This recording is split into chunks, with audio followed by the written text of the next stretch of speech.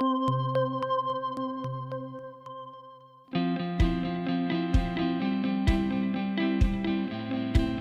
not about my career, it's about what it brings to me in terms of what I deliver day to day and what I can do. So, for instance, being at this conference, Leaders in Health, I've met people that I already know and reconnecting with them and telling them about things that I'm doing to see what different resources we can tap into from there.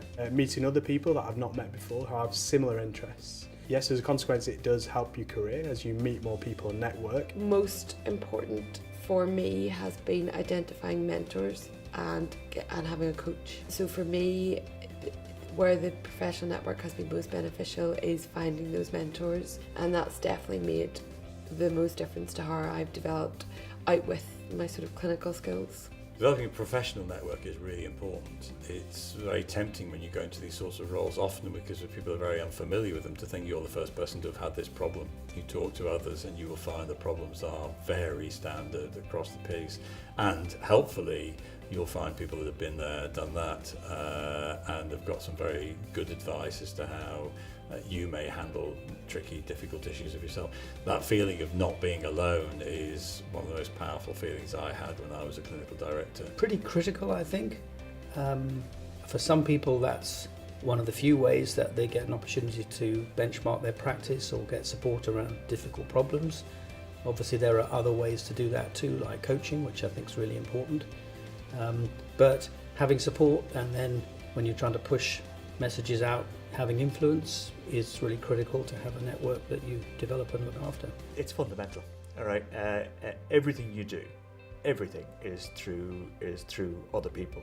Now, I came up through a funny pipeline. I trained as an orthopedic spinal surgeon, and my focus was totally on building my skills in that area, so my networks were all about that.